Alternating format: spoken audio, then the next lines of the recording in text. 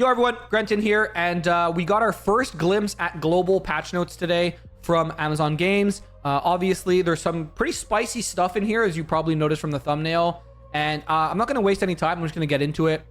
We are going to be getting, I think, another article about preloads and maybe about a roadmap in the future. But right now, this is kind of what they're giving us to start as launch release notes. So let's jump right into it. So team letter. I think this is kind of important to read. So over the past year and a half, we've been letting the voice of the player show us the way. Show me the way. We've been working hand in hand with NCSoft at every turn to test the game, gather feedback, analyze it, and use it to help guide our development. This is actually very true.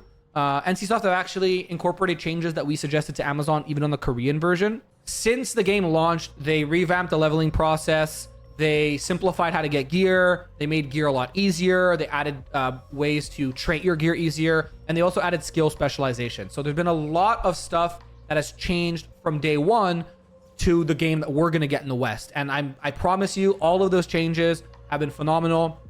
There's some questionable ones in these notes specifically, but we're going to get to them here shortly. So launch build updates, new content. So as we were already told, we're going to be getting skill specializations. What this is, it's very simple. It's like tripods from Lost Ark. It just allows you to customize your skills, which allows a little bit more build diversity, and it allows other builds to come online where otherwise they would kind of fall behind the meta. We're getting the life skills. So we're getting the fishing, we're getting the cooking, and we're getting the amateur expeditions.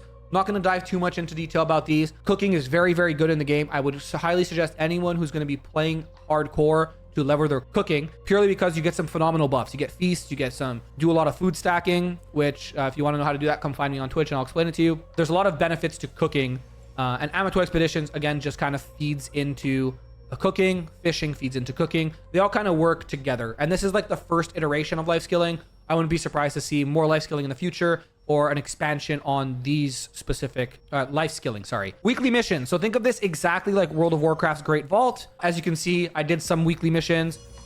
I have some rewards I can choose. Oh, look, Abyss Slayer gloves. I want these. I can choose one of these per week and I can claim them. Ta-da, weekly missions. So some of them just require you to do stuff in the world, acquire mystic globes, complete your contracts, do dynamic events. Those you'll do regardless. These we probably won't have on launch. These are the challenge mode dungeons, but use dimensional contract tokens we'll probably have. Those are just doing dungeons and opening the stuff. Gain guild reputation, complete guild contracts, donate to your guild, and then do some arenas.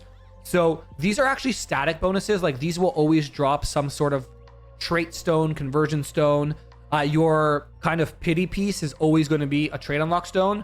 And then here you'll have gear that'll actually come through. So you're not forced to PvP if you don't want to, because these rewards are more so just kind of like conversion stones and bonuses for you. Dynamic events, the co-op event. So the stuff that we kind of saw in the open beta was the first time we ever saw those events. Cooperative events, there's just a different kind of event. So now there's 4 types of events. There is the peace events, there's the Dominion events, there's the guild events, which Dominion and guild are PvP, and peace and co-op are PvE. So just a different kind of event that we're going to be getting. And we are launching with 3v3 arenas. So this is going to be super fun to see how many people in like no gear are just going to go into arena and start wailing on each other. I'm very excited to see people with like half traded green and blue sets just queue up for ranked arena. Everyone's going to be yelling at each other. Don't queue arena. Your weapons aren't even traded. It's going to be a fun time. I'm excited. Leveling, progression, and gear. For players who finish all the content in the chapter of Adventure Codex before reaching the recommended level for the next chapter, additional guidance, supplementary content will be provided to help them ensure progressing their character level. So essentially what's going to happen is they've revamped the leveling system, which if you've watched me do my little leveling routing, once you hit a block, so let's say you're level 21 and you have to be level 23 to continue the main story, the game will actually tell you some things you can do to actually gain that XP block. It didn't tell you that before, which is obviously a good thing. Adjusted the timing for several quests to better distribute when systems are introduced in response to player feedback that too many systems were introduced too early. I still don't really know what this means, but when I was leveling last on Korea, which was literally yesterday, the guild quests came later, skill specializations came earlier, and then as we can see down here, the minimum level to engage with the auction house has been increased from level 15 to 40. This is really good to combat bots. It's one of the measures NCSoft took to kind of limit how fast bots can get up and running, because leveling to 40, if your botting is going to take, you know, a few hours, where leveling to 15 will take you like 30 minutes. So this kind of gives them the opportunity to catch the bot and then ban the bot. Adjusted the milestone system pacing to find a balance that serves both hardcore and less hardcore audience. So I'm very curious to see what this means. That might mean we get faster milestones, which would be really cool. Because in Korea, when the game initially launched, it took 2 months to have the siege, and all the milestones, I believe, finished. If I take a look at this server here, which I'm on the server Callus, the first milestone was completed on the 7th of December. And then the last milestone, which these ones are Talandre, so I'm not going to look at those, was on the 22nd of February. So that's about 2.5 months almost for all the milestones to complete. And this is important because these milestones kind of gatekeep certain content. So this is going to open Silas Abyss. This is going to allow you to get Mordecai the Field Boss, Rift Stones. For example, some stuff that people might be very interested in is Queen Bellendir, which took a full month almost to unlock on Korea, which is the first Archboss. I don't think that's going to take a full month if I'm reading this correctly. They might have expedited milestones but not made it too fast so that casual players can't interact with it. During open beta, the leveling was sped up to allow players more time to engage with endgame content. These changes have been reverted to ensure that the leveling speed and power progression will be at the intended pace for launch. So I'm pretty sure all this means is whatever the leveling is on Korea right now is what we're going to get. I did a leveling 1 to 50 yesterday on stream. I was not playing optimally. I was talking to chat. I screwed up my routing. I was just kind of like going all over the place. Chat was helping me. And I managed to get 1 to 50 in about 6.5 hours as a tank, by the way. So I know some people who have done it in 4 hours. I know some people who've done it 3.5 hours. So you're looking at like a not super long leveling, but not something that's hyper boost or open beta leveling either. Now, this is the spicy part of the video. I don't know what the thought process is here, and I genuinely hope my math is wrong, but they applied updates to many epic tier items to bring their power to the appropriate level for a fresh launch. Archboss weapons have been nerfed by 20%. Every single Archboss weapon. Now, a lot of you might be like, wait, that's really good news. And you'd be right if now these weapons weren't worse than regular field boss weapons. I did the math. I did both the math for Queen Bellendir's SNS, since I'm a tank. If they nerfed the +0 values and it scaled the same way, or if they nerfed it post-scaling. And what I mean by that is when it's +9, obviously it gains some stats. Both iterations of my calculations made it worse than Nirma Sword and Shield, which is something you can get from a boss in Silas 6.4. Your guild can farm this with guild bosses. It's going to be very cheap to get, at least in comparison to an Archboss weapon. To vent as well, at +9, to vent will do less damage than the Dentist. And I didn't really look at the other Archboss weapons, but I do think these nerfs come a little heavy-handed. Archboss weapons are definitely very powerful in Korea, and it's something you keep forever, almost.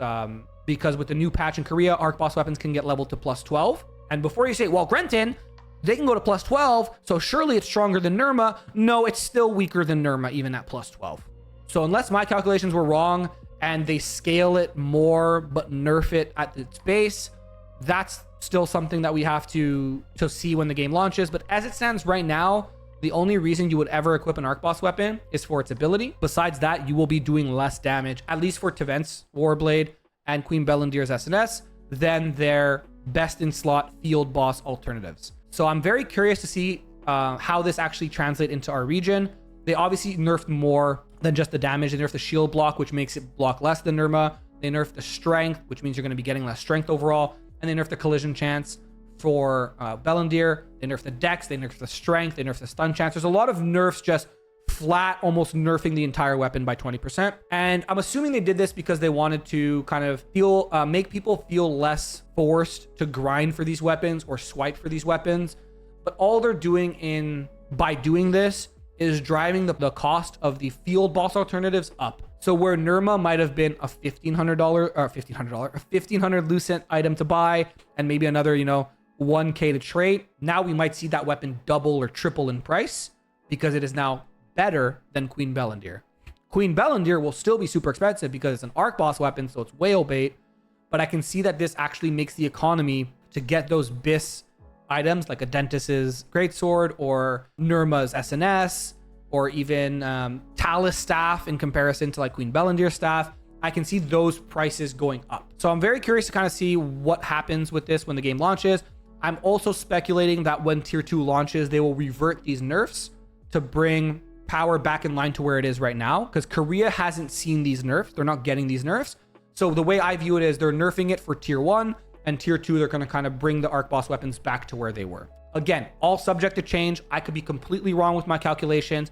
I hope I am, because while I do think making Archboss weapons less ahead of the other options, I don't think this is it. Making them worse than the other options is not the play. Bringing them in line to the other options and then letting players choose what passives and what active abilities they want on those weapons, that I like. So maybe missed the mark here a little bit, NCSoft, but we're going to have to wait and see when the game launches. I'm not going to go through all of these. These were nerfs that recently hit the KR version, where they nerfed pretty much all the tier 1 weapons and some tier 1 armor sets to kind of force people to upgrade to tier 2. So what was happening in Korea is, for example, people were running 2-piece Reapers, which was an armor set, and 2 Black Staff, which gave you increased range. And they were still running that into tier 2. They weren't upgrading their weapons. So what NCSoft decided to do is say, hey, all tier 2 gear can go to plus 12 now instead of plus 9. And we're also going to nerf tier 1 stuff. So they're kind of like telling the community, we don't want you to stay in tier 1 gear and tier 2. Start changing your gear. So I'm going to link this patch notes in the description. Pretty much they just nerfed, like I said, almost every tier 1 weapon, as well as this was Reaper. The Death set is now Shadow Harvester. They nerfed the crit on it. The Ghost Wolf set is now Phantom Wolf. They nerfed the bonus on it. And the Grand General set is the Shot Commander set, which they nerfed the damage reduction. So they just flat nerfs. If you didn't play on Korea, you're not going to feel the difference. This doesn't really change your life at all. If you played on Korea with these old sets, you might feel the difference a little bit. Again, I think the really big highlight here is the fact that Archboss weapons got, disclaimer if my math is correct, Archboss weapons got gutted. So we're going to have to see how that kind of translates to the live client. Combat and build diversity. So obviously skill specialization is going to unlock at 15, and most of your skills will unlock by level 36. So that's a very cool change that they made to make the leveling less terrible. That's the only kind of way I could describe it, because the leveling, for lack of a better word, was very bad. I'm just trying to find a picture real quick so I can show you. Yeah. So this here is kind of how your skills will unlock while you level, which to get to like level 24 or even level 36, if you know what you're doing, won't take you more than a couple hours, and you'll have all your skills unlocked and almost all your passives unlocked. So it's a very good thing that they changed this, and they also allow you to interact with the skill specialization from level 15.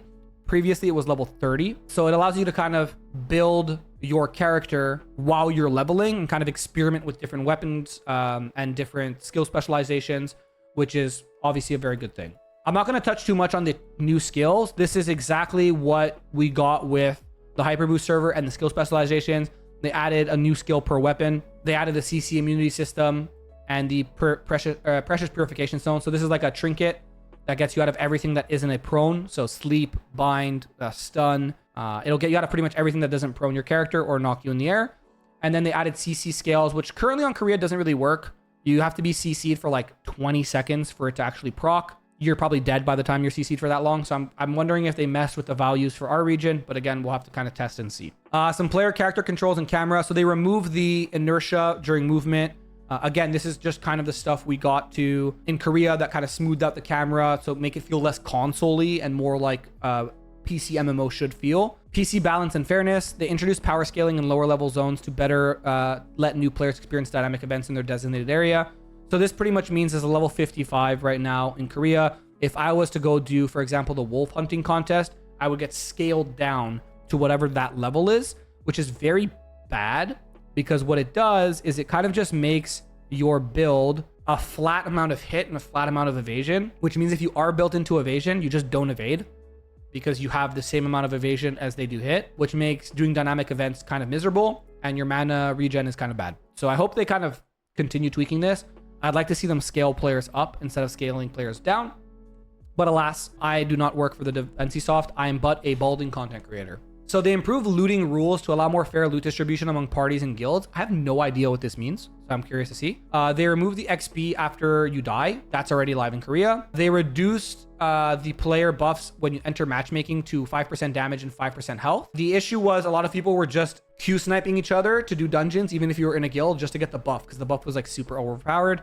They added guild tags to find guilds easier. Treasure goblins now appear in the world, which, you know, can drop abyssal contract tokens, materials, and gears.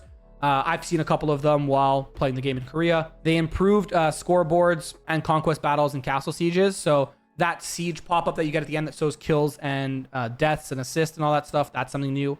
Oh yeah, I do think the looting rules is just, it makes tanks and healers actually able to get loot at world bosses, which is obviously a good thing. This is something really interesting. They added a unique class name to each weapon combination to enhance player fantasy through dedicated archetypes in the game as a direct response to player feedback. So gone is the day of like sword and shield greatsword. It's going to be called something. We don't have the name yet, but I'm very curious to see kind of what they come up with. If SNS Dagger has a cringe name, I'm going to cry. So multiple reward systems have been tweaked. More importantly, they've improved rewards available from dynamic events. So they have the patch now where the dynamic events are actually giving you rewards that isn't just like one rune. You can actually get guild tokens, trait extraction stones, parchment to make books. So they actually brought back stuff in the events to make you actually want to go do them. Because before you would just get like one rune and it's like, okay, why do I even want to go do this event?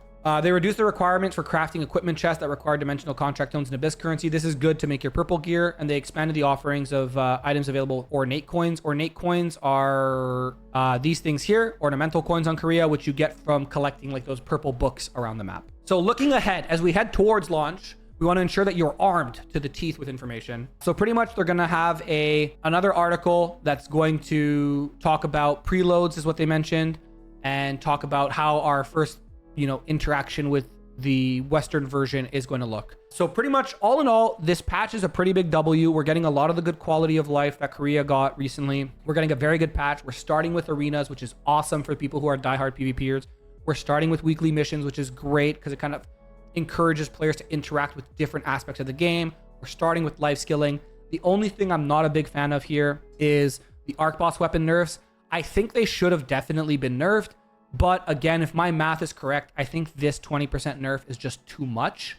It pretty much makes it almost a non-bow to go. I mean, Tevent daggers are always going to have value because they reset stealth, but for example, Queen Bellendir SNS only really shines in large scale. And at that point, I might as well just go Nirma to like micro stun people at a machine gun pace. Anyways, I'm just dooming because I'm an SNS Dagger player and my entire personality is Queen Bellendir's SNS.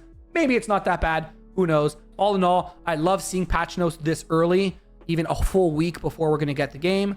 There is the Siege of the Day event coming up on the 24th, 25th. I think both those days. I'm not going to be participating in it, but make sure you do tune in. There's going to be a ton of cool stuff there. There's Twitch drops, so make sure you go and tune in and get those. And if you want to watch me, I'm on twitch.tv/NotGrenton. I haven't taken a day off in 64 days. Thank you all for hanging out. Make sure you subscribe to my YouTube and you leave a comment and stuff. Otherwise, pet your pets and kiss your homies. Goodbye. Mwah.